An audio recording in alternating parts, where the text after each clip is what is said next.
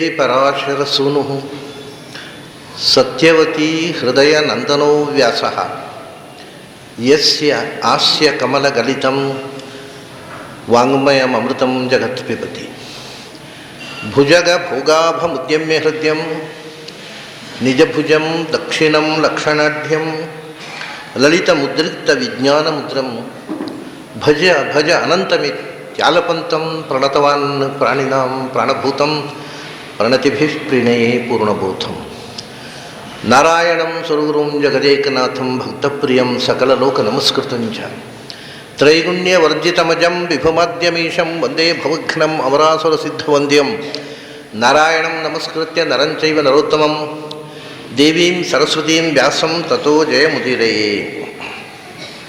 ನನ್ನ ಅಧ್ಯಾತ್ಮ ಬಂಧುಗಳೇ, ಅರಿವಿನ ಮೆಟ್ಟಲುಗಳನ್ನು ಕೃಷ್ಣ ಹೇಳಿದ. ಎಲ್ಲ ಸಾಧಕರು ಒಂದೇ ರೀತಿ ಅಲ್ಲ, ಒಬ್ಬೊಬ್ಬರಿಗೆ ಒಂದೊಂದು ದಾರಿ. ಆ ಒಂದು ದಾರಿಯಲ್ಲೂ ಒಬ್ಬೊಬ್ಬರಿಗೆ ಒಂದೊಂದು ವಿಧ. ಈ ಜ್ಞಾನ ಮಾರ್ಗದಲ್ಲಿರುವವರೆಲ್ಲರಿಗೂ ಒಂದೇ ದಾರಿಯಲ್ಲ, ಅವರಲ್ಲಿ ಮತ್ತೆ ತರತಮ ಭಾವ. ಕರ್ಮ ಮಾರ್ಗಿಗಳಲ್ಲಿ ಒಬ್ಬ ಕರ್ಮ ಮಾರ್ಗಿಯ ದಾರಿ ಬೇರೆ, ಇನ್ನೊಬ್ಬರದ್ದು ಬೇರೆ. ಯಾವುದೇ ಎರಡು ಸಾಧಕರು, ಒಂದೇ ಥರದ ಇಬ್ಬರು ಸಾಧಕರು ಇಲ್ಲ.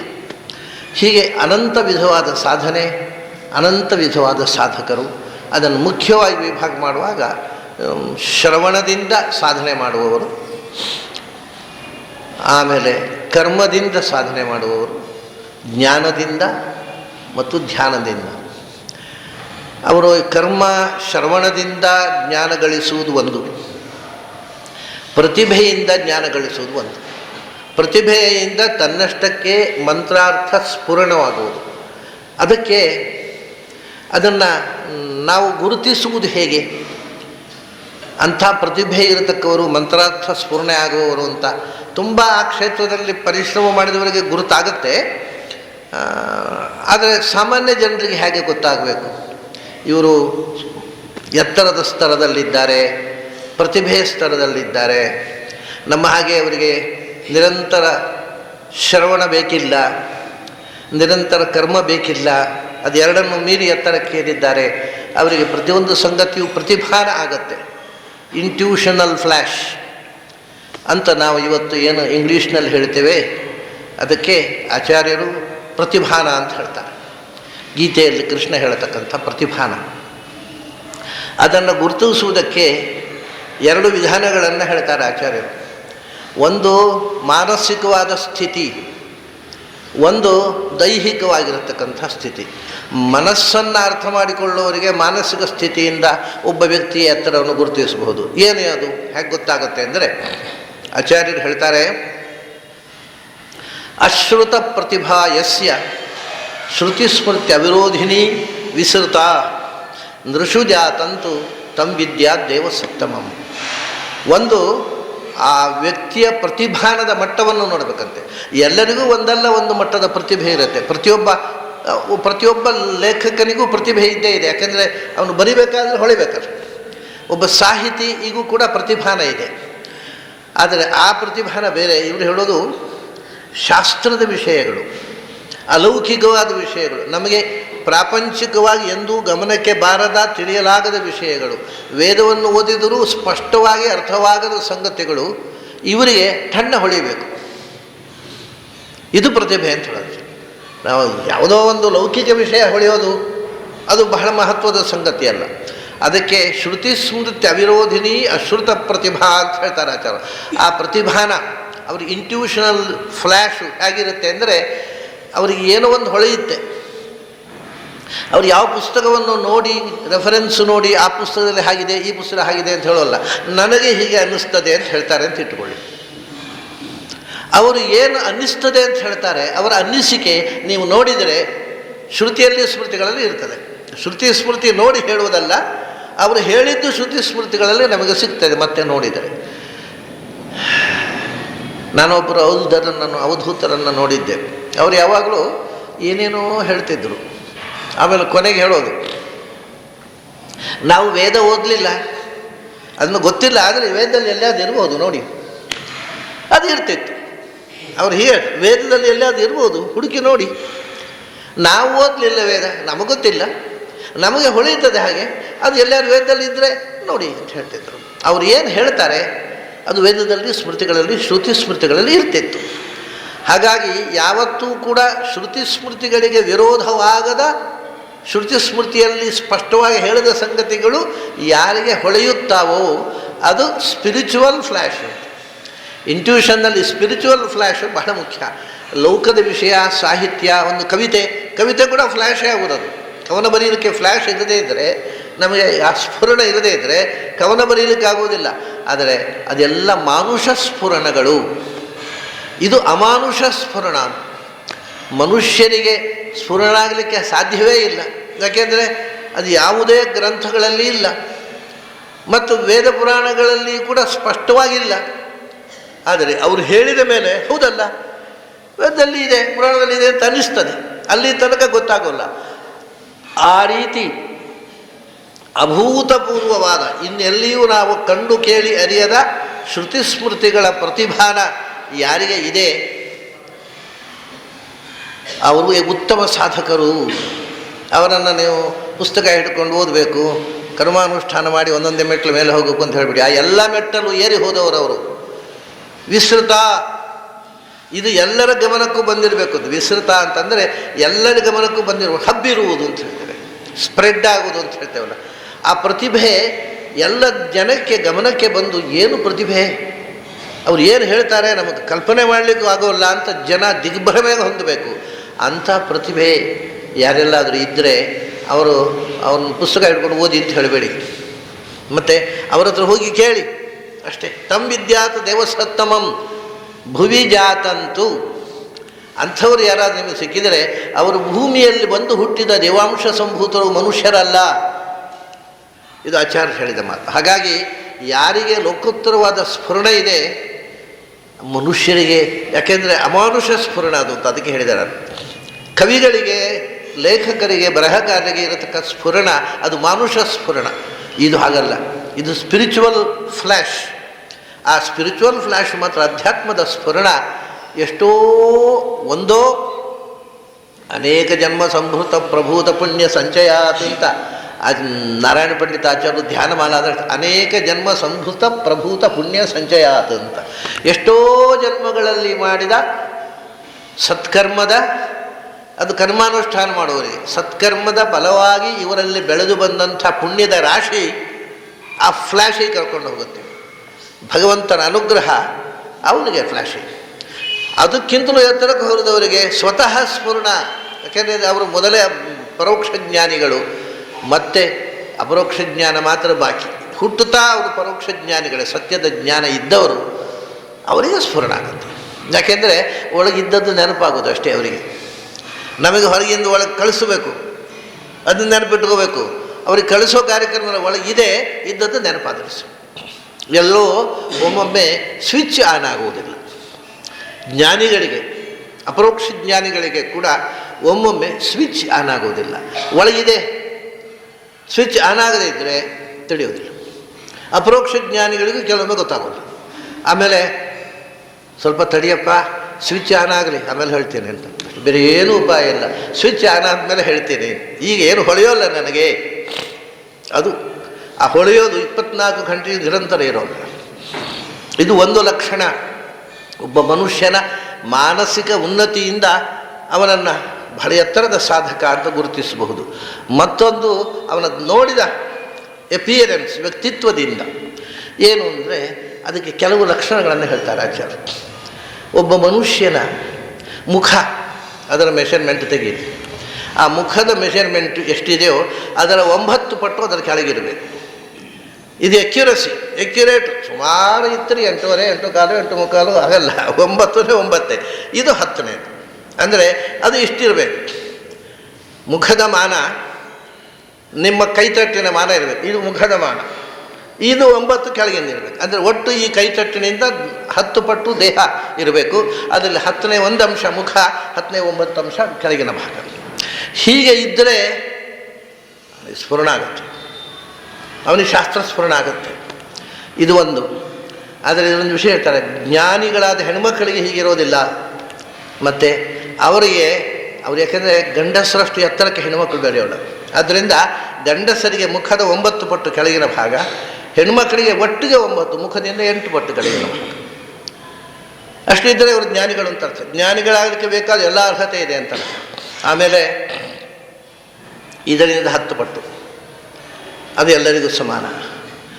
ಇಲ್ಲಿಂದ 1 ಮೊಳ ಅಂತ ಹೇಳ್ತೇವೆ, ಇಡೀ ದೇಹಕ್ಕೆ 4 ಮೊಳ. ಹೀಗೆ ನೀವು ಕೈ ಬೀಸಿದಾಗ ಅಲ್ಲಿಂದ ಇಲ್ಲಿ ತನಕ 96 ಅಂಗುಲ ಇರಬೇಕು.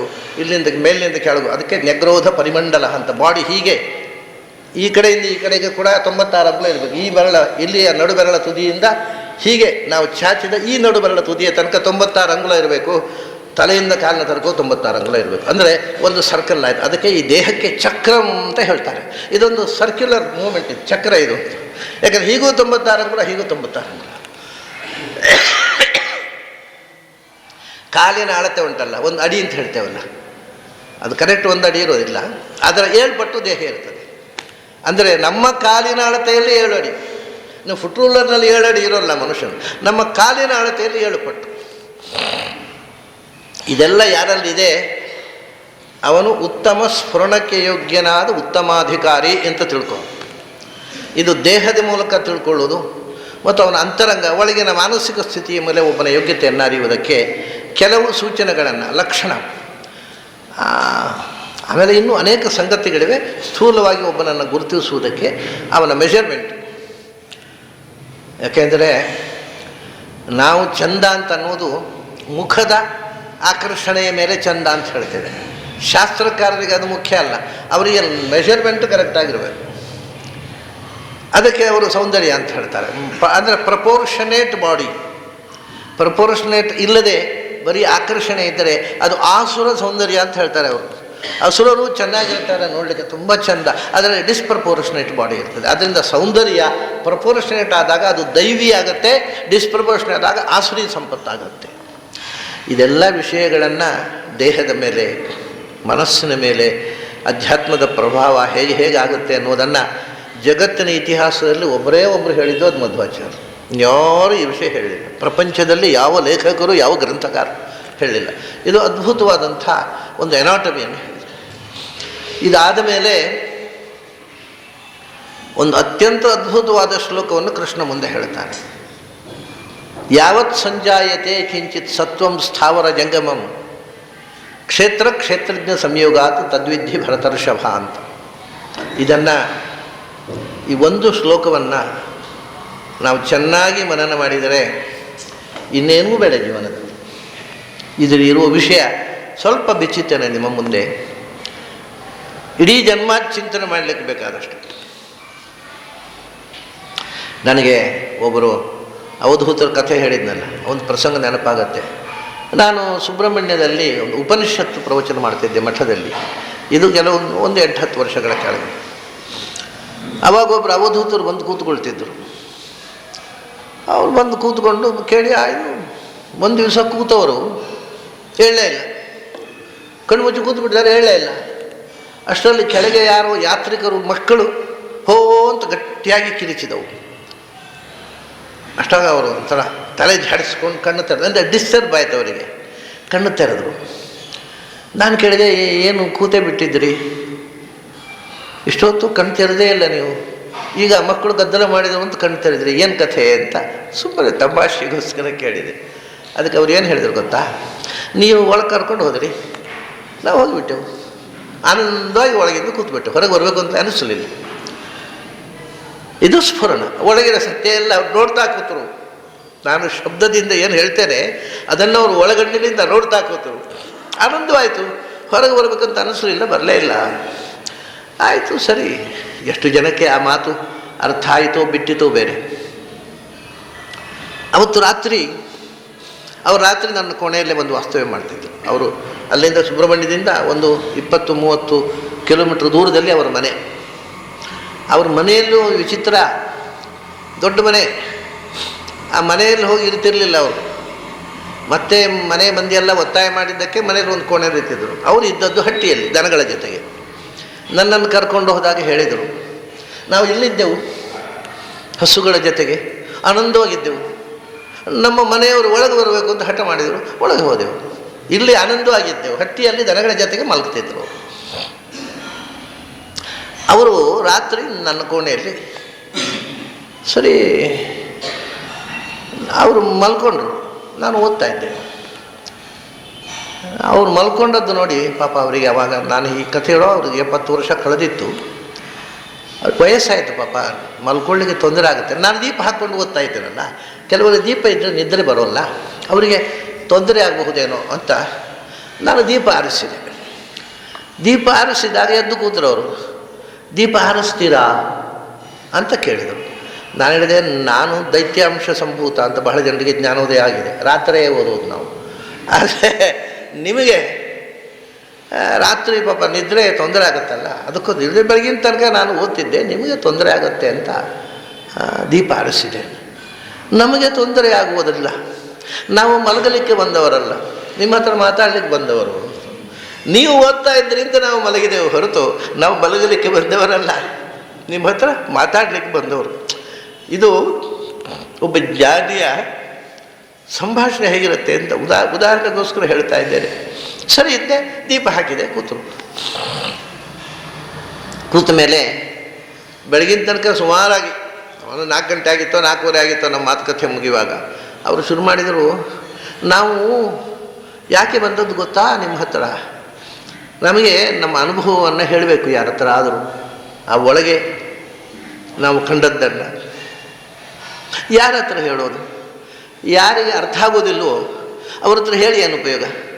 ನಾನು ಊರಿನಲ್ಲಿ ಹೇಳಿದರೆ ಹುಚ್ಚ ಅಂತ ಹೇಳ್ತಾರೆ. ಅದಕ್ಕೆ ಯಾರಿಗೆ ನನ್ನ ಅನುಭವ ಹೇಳಿದರೆ ಅರ್ಥ ಆಗುತ್ತೋ ಅವ್ರ ಮುಂದೆ ಬಿಚ್ಚಿಕೋಬೇಕು. ಅದಕ್ಕೋಸ್ಕರ ನಿಮ್ಮ ಹತ್ರ ಬಂದೆ.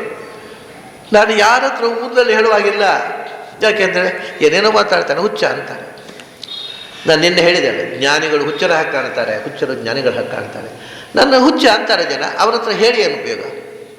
ಅದಕ್ಕೆ ನನ್ನ ಒಳಗಿನ ತುಡಿತಗಳನ್ನೆಲ್ಲ ನಿಮ್ಮ ಜೊತೆಗೆ ಹಂಚಿಕೋಬೇಕು ಅಂತ ಬಂದೆ. ಅದು ಯಾಕೆ ಗೊತ್ತಾ, ಭಾಳ ಸುಂದರವಾದ ಒಂದು ಮಾತು ಹೇಳಿದರು. ನಮಗೆ ನಿಜವಾಗಿ ಹೇಳಲಿಕ್ಕೆ ಬರೋಲ್ಲ, ನಮಗೆ ಅನುಭವಿಸಿದ್ದನ್ನು ಹೇಳಲಿಕ್ಕೆ ಶಬ್ದ ಇಲ್ಲ. ನಾವು ಮೂಕರಿಗೆ ಸಿಹಿ ತಿಂಡಿ ತಿಂದರೆ ಏನಾಗತ್ತೆ, ಖುಷಿಯಾಗತ್ತೆ. ಏನಾಯಿತು ಗಂಡ್ರೆ ಬರೋಲ್ಲ ಹೇಳಲಿಕ್ಕೆ. ಸಿಹಿ ತಿಂದ ಮೂಕರಂತೆ ನಾವು. ನಮ್ಮ ಅನುಭವಕ್ಕೆ ನೀವು ಮಾತು ಕೊಡ್ತೀರಿ, ಅದನ್ನೇ ಮತ್ತೆ ಹೇಳ್ತೀರಿ. ನಮಗೆ ಹೇಳಲಿಕ್ಕೆ ಬರೋಲ್ಲ, ನಾವು ಏನನ್ನು ಅನುಭವಿಸಿದ್ದೇವೆ ಅದನ್ನೇ ನೀವು ಶಬ್ದದ ಮೂಲಕ ಜನಕ್ಕೆ ಕೊಡ್ತೀರಲ್ವಾ. ಅದಕ್ಕೋಸ್ಕರ ನಾನು ನಿಮ್ಮ ಹತ್ರ ಹೇಳೋದು. ನನಗೆ ಅರ್ಥ ಆಗದೆ, ನನಗೆ ಹೇಳಲಿಕ್ಕೆ ಬರೋಲ್ಲ, ಹೇಗೆ ಬಂತು ಹಾಗೆ ಹೇಳ್ತೇನೆ, ನೀವು ಅದನ್ನು ಜನಕ್ಕೆ ಅರ್ಥ ಆಗುವಾಗ ಹೇಳ್ತೀರಾ, ಅದಕ್ಕೋಸ್ಕರ ನಿಮ್ಮ ಹತ್ರ ಹೇಳಿಬಿಡ್ತೇನೆ, ನನ್ನ ಅನಿಸಿಕೆ ಹೇಳೋದಲ್ಲ ಅಂತ ಹೇಳಿದರು. ಆಯಿತು, ಹೇಳಿ. ಹೀಗೆ ಬೇರೆ ಬೇರೆ ವಿಷಯಗಳು, ಉಪನಿಷತ್ತು, ಅದು ಇದು ಎಲ್ಲ ಮಾತುಗಳು ಬೆಳಗಿನ ತನಕ ಆಯಿತು. ಆಮೇಲೆ 4:15 ಅವರು ನಾನು ನಡೆಸಿದ ಮಾತುಕತೆ ಏನು ಅಂತ ಬೇಡ, ಯಾಕೆಂದರೆ ಅದು ನನಗೂ ಅವರಿಗೂ ನಡೆದಂಥ ಅಂತರಂಗ ಸಂಭಾಷಣೆ. ಅದನ್ನು ನಾನು ಒಮ್ಮೆಗೆ ಸಾರ್ವಜನಿಕರ ಮುಂದೆ ಬಿಚ್ಚಲಿಕ್ಕೆ ಇಷ್ಟಪಡೋದಿಲ್ಲ. ಸಂದರ್ಭ ಬಂದಾಗ ಫ್ಲ್ಯಾಶಸ್ ಹೇಳ್ತೇನೆ ಅಷ್ಟೇ. ಅಲ್ಲಿಂದ ಬೆಳಗಾತ ಮಲ್ಕೊಂಡೆ ನಾನು. ಯಾಕಂದರೆ ಬೆಳಿಗ್ಗೆ ಮತ್ತೆ 7:30 ಗಂಟೆಗೆ ಮಠಕ್ಕೆ ಹೋಗಬೇಕಿತ್ತು ಉಪನಿಷತ್ ಪಾಠಕ್ಕೆ. ಮುಂಚಿನ ದಿವಸ ಅವರು ಉಪನಿಷತ್ ಪಾಠ ಕೇಳಿ ಆಮೇಲೆ ಅರ್ಧ ಗಂಟೆ ಹೇಳಲಿಲ್ಲ, ಕಣ್ಣು ಮುಚ್ಚಿ ಕೂತಿತ್ತು. ಮರುದಿವಸ ನಾನು 7:30 ಗಂಟೆಗೆ ಎದ್ದು ಸ್ನಾನ ಮುಗಿಸಿದೆ. ಅವರು ಅಷ್ಟೊತ್ತಿಗೆಲ್ಲ ಸ್ನಾನವೆಲ್ಲ ಮುಗಿಸಿ ರೆಡಿ ಕೂತ್ಬಿಟ್ಟಿದ್ರು. ಹೋಗುವನ ಅಂತ ಕೇಳಿದೆ ನಾನು, ಯಾಕಂದರೆ ನಾನು ಮಠಕ್ಕೆ ಹೋಗಬೇಕಿತ್ತು. 2 ಒಂದು ಬೆಳಗಾತ ನಮಗೆ ಕಾಫಿ ತಿಂಡಿ ಮಠದಲ್ಲಿ, ನಾವು ಬೆಳಗ್ಗೆ ಬ್ರೇಕ್ಫಾಸ್ಟ್ ಮಾಡಲಿಕ್ಕೆ ಮಠಕ್ಕೆ ಹೋಗಬೇಕು. ಉಪನಿಷತ್ ಪಾಠ ಮಠದಲ್ಲಿ, 2 ಕೆಲಸಕ್ಕೂ ಮಠಕ್ಕೆ ಹೋಗಬೇಕು. ನಾವು ರೂಮಿನಲ್ಲಿ ಏನೂ ನಡೆಯೋ ಹಾಗಿಲ್ಲ. ಮಠಕ್ಕೆ ಹೋಗುವನ. ಯಾಕೆ ಮಠಕ್ಕೆ ಹೋಗೋದು ಅಂತ ಕೇಳಿದರು. ಅಲ್ಲ, ಅಲ್ಲಿ ಉಪನಿಷತ್ ಪಾಠ ಉಂಟಲ್ಲ, ಕಾಯ್ತಾರಾಯ್ತು. ಅಲ್ಲ, ಕಾಯೋ ಮಂದಿ ಬಹಳ ಕಡಿಮೆ, ಹೇಳುವರಷ್ಟು ಹೇಳಲಿಕ್ಕೆ 3-4 ಜನ. ಆದರೆ ಅಷ್ಟು ಆ ಜನರ ಆಸಕ್ತಿ ಮುಖ್ಯ ಅಲ್ವ. ಆಸಕ್ತಿ ಇಲ್ಲದ 1,000 ಜನಕ್ಕಿಂತ 3-4 ಜನರದು ಅವ್ರ ಆಸಕ್ತಿಯಿಂದ ಕಾಯ್ತಾ ಇರ್ತಾರೆ. ಅದಕ್ಕೆ ಹೌದಾ, ಉಪನಿಷತ್ತು ಪ್ರವಚನಕ್ಕೆ ಹೋಗಬೇಕಾ? ಹೌದು, ಹೋಗಬೇಕು. ತಕ್ಷಣ ಏನು ಹೇಳಿದ್ರು ಗೊತ್ತಾ? ನಿನ್ನೆ ನಾನು ಬಂದು ಕೇಳಿದೆ ಅಲ್ವ, ಕೇಳಿ ಅರ್ಧ ಗಂಟೆ ಕಣ್ಮುಚ್ಚಿ ಕೂತೆ ಅಲ್ವ, ಆವಾಗ ನಿನ್ನೆ ನೀವು ಏನು ಹೇಳಿದಿರಿಯೋ ಅದು ಒಂದು ಜನ್ಮಕ್ಕೆ ಸಾಕು. ಇವತ್ತು ಮತ್ತೆ ಕೇಳಬೇಕಾ? ಅದನ್ನು ಅರ್ಥ ಮಾಡಿಕೊಂಡ್ರೆ ಒಂದು ಜನ್ಮದ ಸಾಧನೆ ಪೂರ್ತಿ. ಅಷ್ಟು ನಿನ್ನೆ ಒಂದು ದಿವಸಕ್ಕೆ ಹೇಳಿದ್ರಿ ನೀವು, ಮತ್ತೆ ಇವತ್ತೂ ಕೇಳಬೇಕಾ? ಅಂತ ಕೇಳಿದರು. ನಾನು ಯಾವಾಗಲೂ ಅವ್ರ ಹತ್ರ ತಮಾಷೆಗೆ ಮಾತಾಡ್ತಾ ಇರ್ತೇನೆ. ಅಲ್ರಿ ಉಪನ್ಯಾಸ ಕೇಳಿಕ್ಕೆ ಬರ್ರಿ ಅಂತ ಯಾರು ಹೇಳಿದರು ನಿಮ್ಮ ಹತ್ರ? ಅಲ್ಲಿ ಇಡ್ಲಿ ತಿಂಡಿ ಕಾಯ್ತಾ ಇದೆ, ಇಡ್ಲಿ ಕಾಫಿ, ಅದಕ್ಕೆ ಇಡ್ಲಿ ಕಾಫಿ ಮಾಡಿ ಕಾಯ್ತಾ ಇದ್ದಾರೆ, ಟಿಫಿನಿಗೆ ಹೋಗೋಣ, ಇಡ್ಲಿ ತಿನ್ಲಿಕ್ಕೆ ಹಾಗಾದ್ರೆ ಹೋಗೋಣ ಅಂತ ನಗ್ತಾ ನನ್ನ ಜೊತೆಗೆ ಬಂದರು. ಇಡ್ಲಿ ತಿನ್ನೋಲ್ಲ ಅವರು, ಒಂದು ಇಡ್ಲಿ ತಿಂದರೋ ಅರ್ಧ ಇಡ್ಲಿ ತಿಂದರೋ ಇರೋ. ಆದರೆ ಆ ಮಾತಿನ ಸರಸ ಸಂಭಾಷಣೆಯ ರೀತಿ ಹಾಗೆ. ಆಮೇಲೆ ಮತ್ತೂ 4-5 ದಿವಸ ನನ್ನ ಜೊತೆಗೆ ಇದ್ದರು. ಯಾಕೆ ಹೇಳಿದೆ ಅಂದರೆ ಅವರು ಆ ಒಂದು ಮಾತು, ಒಂದು ದಿವಸದಲ್ಲಿ ನೀವು ಹೇಳಿದ ವಿಷಯ ಒಂದು ಜನ್ಮಕ್ಕೆ ಸಾಕು. ಸಾಧನೆ ಮಾಡುವವನಿಗೆ, ಮಾಡದೇ ಇದ್ದವನಿಗೆ ಹೇಳಿದರು ಒಂದೇ, ಹೇಳದಿದ್ದರು ಒಂದೇ. ಯಾರಿಗೆ ಸಾಧನೆ ಮಾಡ್ತಾನೆ ಅವನಿಗೆ ಒಂದು ಜನ್ಮಕ್ಕೆ ಬೇಕಾಗುವಷ್ಟು ಒಂದು ದಿನದಲ್ಲಿ ಕೊಟ್ಟುಬಿಟ್ರಿ ನೀವು, ಅದು ಜೀರ್ಣ ಆಗದೆ ಮತ್ತೆ ಇವತ್ತೇನು ಕೇಳೋದು? ಯಾಕೆ ಈ ಕಥೆ ನನಗೆ ಇವತ್ತು ನೆನಪಾಯಿತು ಅಂದರೆ, ಈಗ ನಾನು ಇವತ್ತು ಹೇಳತಕ್ಕಂತಹ ಭಗವದ್ಗೀತೆ ಅಂತಹದ್ದು. ನಾನದನ್ನು ಒಂದು ದಿವಸದಲ್ಲಿ ಹೇಳಿ ಮುಗಿಸ್ಬೇಕು, ಆದರೆ ನಿಮಗೆ ಅದು ಚಿಂತನೆ ಮಾಡಲಿಕ್ಕೆ ಒಂದು ಜನ್ಮ ಸಾಕಾಗಲ್ಲ. ಅಷ್ಟು ಅದ್ಭುತವಾದ ಒಂದು ಶ್ಲೋಕ. ಯಾವತ್ ಸಂಜಾಯತೆ ಕಿಂಚಿತ್ ಸತ್ವಂ ಸ್ಥಾವರ ಜಂಗಮಂ.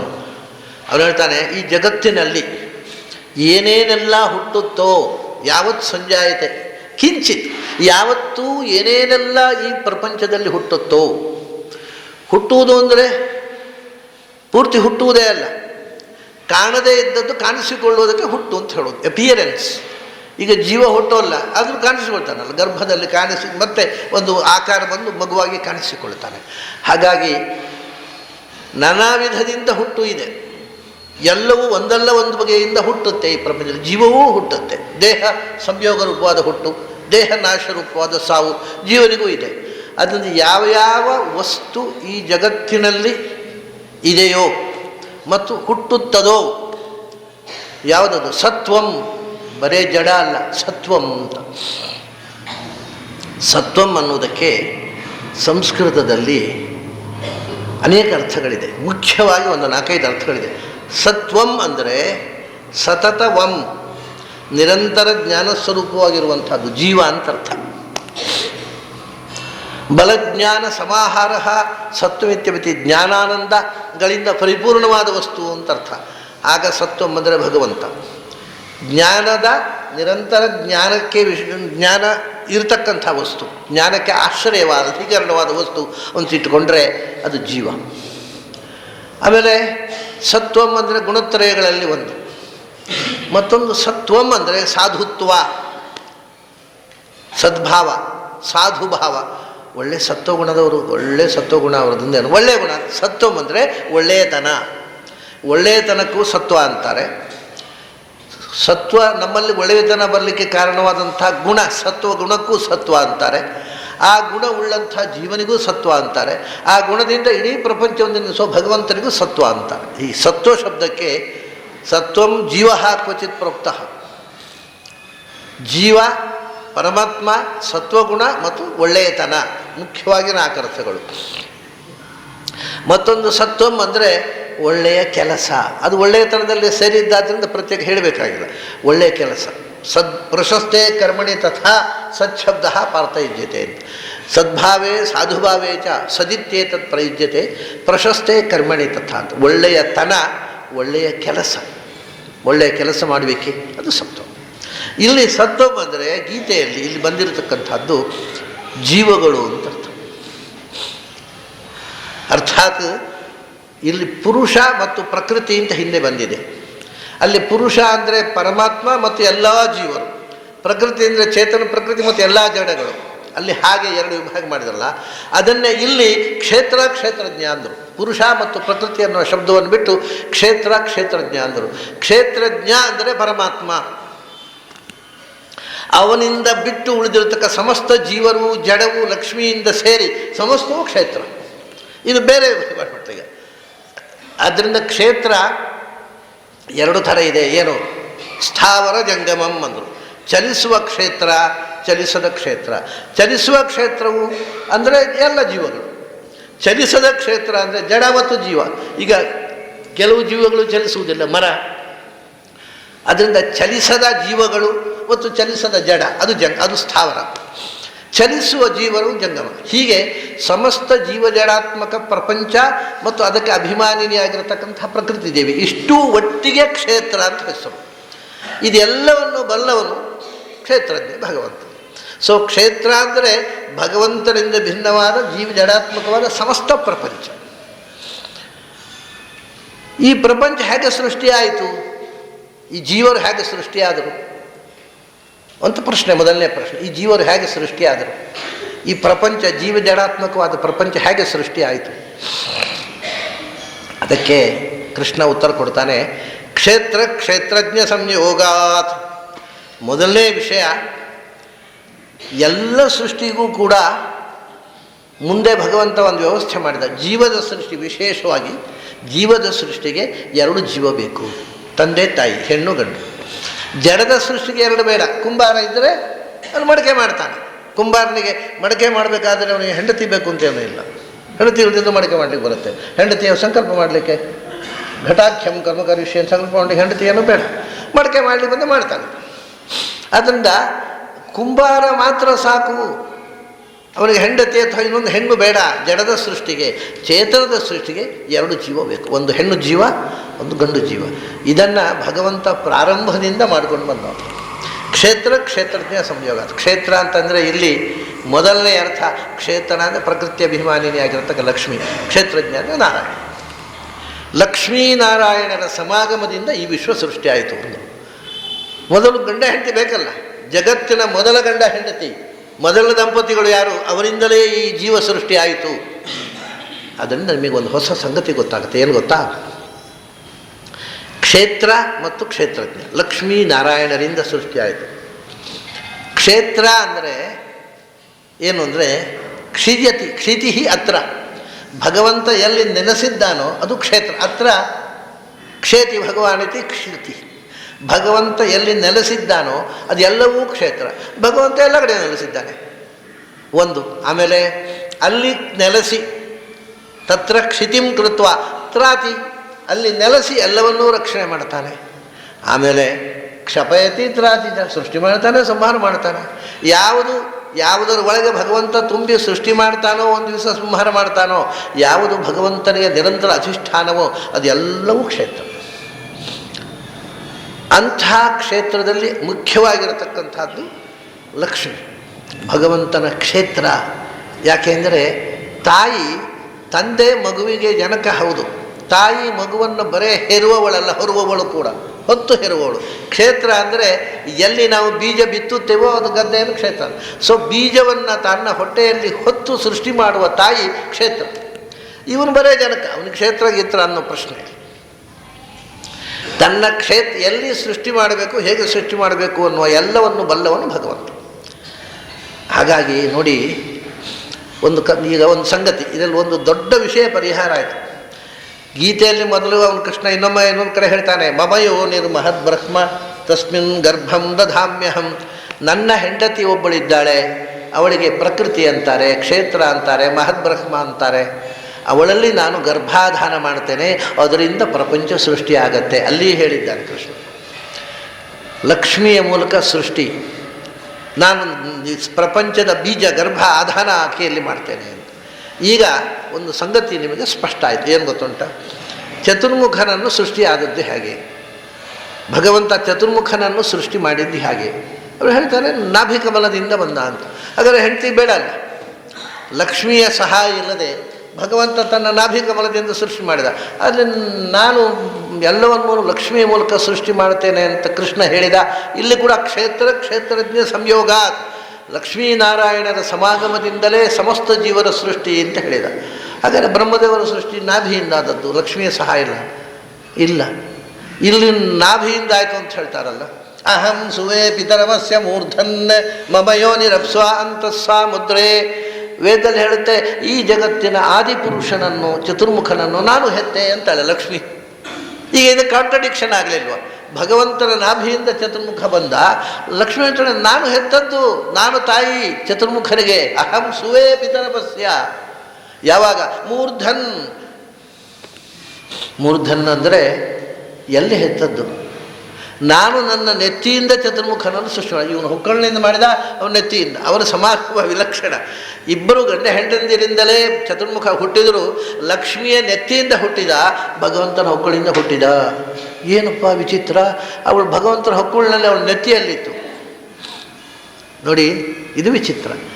ಲಕ್ಷ್ಮಿ ಪ್ರಳಯ ಕಾಲದಲ್ಲಿ ತಸ್ಯ ಉದರಸ್ಥ ಜಗತಃ, ಒಂದು ರೂಪದಿಂದ ಭಗವಂತನ ಉದರದೊಳಗೆ ಇರ್ತಾಳೆ ಲಕ್ಷ್ಮಿ ಕೂಡ. ಉದರದಲ್ಲಿ ಇದ್ದಾಗ ಒಳಗೆ ಇರತಕ್ಕಂಥ ಲಕ್ಷ್ಮಿಯ ಶಿರಸ್ಸಿನಿಂದ ಚಿಮ್ಮಿತು ಕಮಲ, ನಾಭಿಯಿಂದ ಹೊರಗೆ ಬಂತು. ಹಾಗಾದರೆ ಲಕ್ಷ್ಮಿಯ ತಲೆಯಿಂದ ಹುಟ್ಟಿದ್ದು ಹೌದು, ಭಗವಂತ ನಾಭಿಯಿಂದ ಹುಟ್ಟಿದ್ದು ಹೌದು, ಇಬ್ಬರ ಸಮಾಗಮದಿಂದ ಹುಟ್ಟಿದ್ದು ಹೌದು. ಕ್ಷೇತ್ರ ಹೀಗೆ ಸಮಸ್ತ ಜೀವರ ಸೃಷ್ಟಿಯ ಹಿಂದೆ ಹೇಳ್ತಾನೆ ಲಕ್ಷ್ಮೀನಾರಾಯಣರ ಸಮಾಗಮ ಇದೆ. ಒಂದು ಮಗು ಹುಟ್ಟಿತು, ಅದಕ್ಕೆ ತಂದೆ ತಾಯಿ ಇರ್ತಾರೆ. ತಂದೆಯಲ್ಲಿ ನಾರಾಯಣ ಇದ್ದಾನೆ, ತಾಯಿಯಲ್ಲಿ ಲಕ್ಷ್ಮಿ ಇದ್ದಾನೆ. ಯಾವ ಸೃಷ್ಟಿ ಲಕ್ಷ್ಮೀನಾರಾಯಣರ ಸಮಾಗಮ ಇಲ್ಲದೆ ಆಗಿದೆ ಪ್ರಪಂಚದಲ್ಲಿ? ಯಾವುದೂ ಆಗಿಲ್ಲ. ಕ್ಷೇತ್ರ ಕ್ಷೇತ್ರಜ್ಞ ಸಂಯೋಗ, ಎಲ್ಲವೂ ಸಂಜಾಯತೆ ಅಂತ ಒಂದು ಪರಿಹಾರ ಹೇಳಿದೆ. ತದ್ವಿಧಿ, ಇದನ್ನು ಮೊದಲು ತಿಳ್ಕೋ. ನಾನು ಬರೀ ನಾನಾಗಿ ಏನನ್ನೂ ಸೃಷ್ಟಿ ಮಾಡುವುದಿಲ್ಲ. ಪ್ರತಿ ಒಂದನ್ನು ಲಕ್ಷ್ಮಿಯ ಮೂಲಕ ಸೃಷ್ಟಿ ಮಾಡ್ತೇನೆ. ಆದ್ದರಿಂದ ಲಕ್ಷ್ಮೀ ತಾಯಿ, ನಾನು ತಂದೆ. ಈ ಎಚ್ಚರ ಇರಲಿ. ತ್ವಮೇವ ಮಾತಾ ಚ ಪಿತಾ ತ್ವಮೇವ, ನೀನೇ ತಾಯಿ ನೀನೇ ತಂದೆ ಅಂತ ನಾರಾಯಣನಿಗೆ ಹೇಳ್ತೇವೆ. ಆದರೆ ಲಕ್ಷ್ಮಿ ಕೂಡ ತಾಯಿ. ಅದನ್ನು ನೆನಪಿಟ್ಟು ತದ್ವಿಧಿ, ಈ ವಿಷಯ ನೆನಪಿಟ್ಟುಕೋ, ಅನುಸಂಧಾನದಲ್ಲಿ ಮರಿಬೇಡ. ಯಾಕೆಂದರೆ ಅದನ್ನು ತಿಳ್ಕೊಂಡ್ರೆ ನೀನು ನಿಜವಾದ ಭರತರ್ಷಭ ಆಗ್ತೀಯ. ಭರತರ್ಷಭ, ಎಲ್ಲರೂ ಇದನ್ನು ತಿಳಿದವರು ಭರತರ್ಷಭರಾಗ್ತಾರೆ. ನೀನು ಇದನ್ನು ತಿಳಿದಾಗ ಯದಿ ವೇತ್ಸಿ ತರ್ಹಿ ಭರತರ್ಷಭ ಭವಸಿ, ಇದನ್ನು ವೇತ್ಸಿ ವೃಥಾತೆ ಭರತರ್ಷಭತ್ವಂ, ನೀನು ಭರತರ್ಷಭ ಅನ್ನೋ ಹೆಸರು ವ್ಯರ್ಥ ನಿನಗೆ. ಯಾಕೆ ಅಲ್ಲಿ ಹೇಳ್ತಾರೆ ಭರತ ವಂಶದಲ್ಲಿ ಶ್ರೇಷ್ಠ ವ್ಯಕ್ತಿ ಅರ್ಜುನ ಅಂತ ಭರತರ್ಷಭ ಅಂತ. ಕೃಷ್ಣ ಹೇಳ್ತಾನೆ, ಯಾವ ಕುಲದಲ್ಲಿ ನೀನು ಹುಟ್ಟಿದಿ, ಯಾವ ಕುಲದಲ್ಲಿ ದೊಡ್ಡ ಮನುಷ್ಯನಾಗಿ ಮೆರೆದಿ, ಇದು ಒಂದೂ ನನಗೆ ಅಗತ್ಯ ಇಲ್ಲ. ಮತ್ತು ನನ್ನ ಕನ್ಸಿಡರೇಷನ್ ಏನು? ಯಾವ ಕುಲದಲ್ಲಿ ಹುಟ್ಟಿದ್ರೆ ನನಗೇನು? ಆ ಕುಲದಲ್ಲಿ ದೊಡ್ಡ ಮನುಷ್ಯ ಅಂತ ಜನರೆಲ್ಲ ನಿನ್ನ ವಿಚಾರ ಮಾಡಿದರೆ ನನಗೇನು? ಅಸೌತು ಲೋಕಃ ಅಯಂತು ಲೋಕಃ ಮಾನಸ್ಯ ಅಸೌ ಲೋಕಸ್ಯ ಕೀರ್ತಿತ ಅಂತ ಭಾಗವತ ಹೇಳಿದ್ದಾರೆ. ಎಲ್ಲರೂ ನಿನ್ನನ್ನು ಗೌರವಿಸಿ ದೊಡ್ಡ ಮನುಷ್ಯ, ಸಮಾಜದಲ್ಲಿ ಶ್ರೇಷ್ಠ ವ್ಯಕ್ತಿಯಿಂದ ಗೌರವಿಸಬಹುದು, ಅಷ್ಟೇ. ನನಗೆ ಅದು ಸಂಬಂಧ ಇಲ್ಲ. ಅಯಂತು ಲೋಕಃ, ಈ ಮಾನ ಸಮ್ಮಾನ ಗೌರವ ಎತ್ತರಕ್ಕೆ ಏರಿಸುವುದು, ಪ್ರಶಸ್ತಿ ಪ್ರಶಂಸೆ ಎಲ್ಲ ಈ ಲೋಕಕ್ಕೆ ಸಂಬಂಧಪಟ್ಟದ್ದು. ಅದು ನನ್ನ ಹತ್ರ ತರಬೇಡ. ಮತ್ತು ನನಗೆ ಯಾರು ದೊಡ್ಡವ ಗೊತ್ತಾ? ಅಸೌ ಮೌನಸ್ಯ, ನೀನು ಎಷ್ಟು ಮನನ ಮಾಡಿದ್ದಿ, ಸತ್ಯದ ಕುರಿತು ಎಷ್ಟು ಚಿಂತನೆ ಮಾಡಿದ್ದಿ, ಎಷ್ಟು ಸತ್ಯವನ್ನು ಒಳಗಿನ ಮನನದಿಂದ ಕಂಡುಕೊಂಡಿದ್ದಿ, ಅಷ್ಟು ದೊಡ್ಡವ ನನಗೆ. ಲೋಕದಲ್ಲಿ ನಿನಗೆ ಎಷ್ಟು ಮಾನಪತ್ರಗಳು ಬಂದಿವೆ, ಎಷ್ಟು ಶಾಲುಗಳು ಬಂದಿವೆ, ಎಷ್ಟು ಬಂಗಾರದ ಪದಕಗಳು ಬಂದಿವೆ, ಅದು ಲೋಕಕ್ಕೆ, ನನಗೆ ಸಂಬಂಧವೇ ಇಲ್ಲ. ಆದ್ದರಿಂದ ನೀನು ಭರತ ಸತ್ತಮ ಅಂದರೆ ಭರತರ್ಷಭ. ಭರತ ಅಂದರೆ ಭರತ ವಂಶ ಅಲ್ಲ. ಮತ್ತು ಭಗವತಿ ರಥಃ ಭರತಃ ಅಂತ, ಯಾರಲ್ಲಿ ಭಗವದ್ಭಕ್ತಿ ಪೂರ್ಣ ಪ್ರಮಾಣದಲ್ಲಿದೆಯೋ ಅವನು ಭರತ. ಭ ಅಂದರೆ ಅಬ್ರಿವೇಷನ್, ಭ ಫಾರ್ ಭಗವಾನ್. ಭಗವಂತನಲ್ಲಿ ರಥನಾದವ ಭರತ. ಯಾರಿಗೆ ಭಗವಂತನಲ್ಲಿ ಮನನ ಮಾಡಿ ಭಗವಂತನ ಬಗ್ಗೆ ದೃಢ ವಿಶ್ವಾಸ ಪೂರ್ಣ ಭಕ್ತಿ ಇದೆ ಅವನು ಭರತ. ಈ ಇಷ್ಟು ಅನುಸಂಧಾನ, ಇಡೀ ಕ್ಷೇತ್ರ ಅಂದರೆ ಇಡೀ ಸಮಸ್ತ ವಿಶ್ವ, ಅದನ್ನು ತಿಳಿದಂಥ ಸರ್ವಜ್ಞ ಸರ್ವೋತ್ತಮ ಒಬ್ಬನೇ ಅಂತ ತಿಳಿದವ ಭರತ. ಅಂಥ ಭರತನಲ್ಲಿ ಇದನ್ನು ಪೂರ್ತಿ ನೀನು ತಿಳಿದರೆ ಭರತ ಋಷಭ, ಭರತ ಶ್ರೇಷ್ಠ ಒಂದರ್ಥ.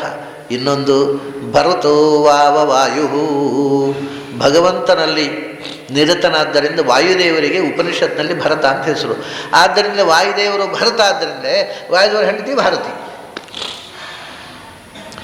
ನೀನೂ ಭರತ ಋಷಭ. ಯಾಕೆ?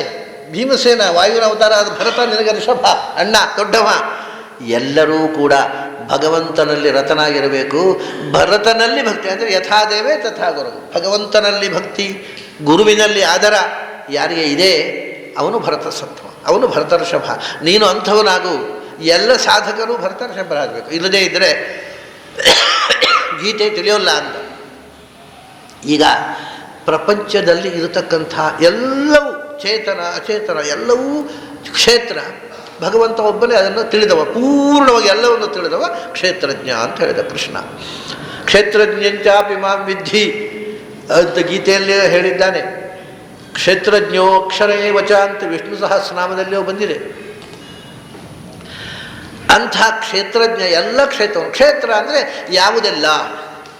ಹಿಂದೆ ಕ್ಷೇತ್ರವನ್ನು ಕೃಷ್ಣ ಈ ಹಿಂದೆ ಒಂದು ಮಾತು ಹೇಳಿದ್ದಾನೆ, ಮಹಾಭೂತಾನಿ ಅಹಂಕಾರ ಬುದ್ಧಿರವ್ಯಕ್ತಮೇವ ಚ ಇಂದ್ರಿಯಾಣಿ ದಶೈಕಂಚ ಪಂಚಚೇಂದ್ರಿಯ ಗೋಚರಾ ಇಚ್ಛಾದ್ವೇಷ ಸುಖಂ ದುಃಖಂ ಸಂಘಾತಃ ಚೇತನಾಧೃತಿ ಏತತ್ ಕ್ಷೇತ್ರಂ ಸಮಾಸೇನ ಸವಿಕಾರಮುದಾಹೃತಂ ಅಂತ. ಕ್ಷೇತ್ರ ಅಂದರೆ ಅವನು ಲೆಕ್ಕ ಮಾಡಿ 30 ತತ್ವಗಳನ್ನು ಹೇಳಿದ್ದಾನೆ.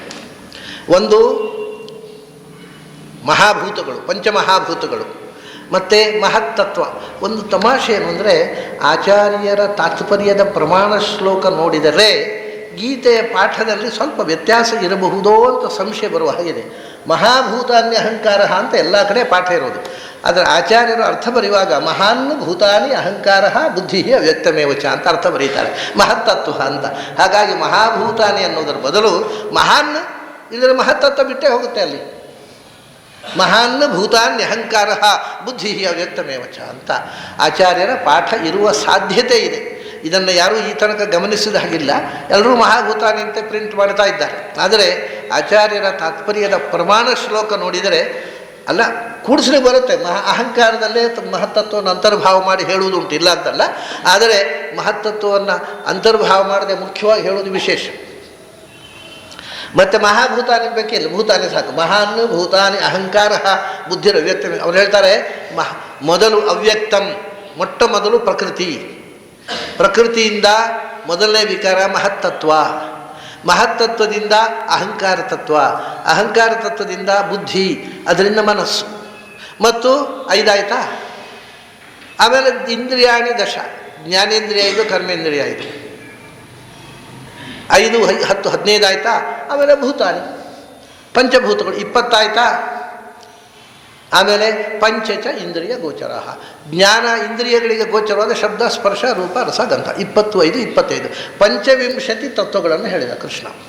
ಇವಿಷ್ಟು ಕ್ಷೇತ್ರಗಳು ಅಂತ.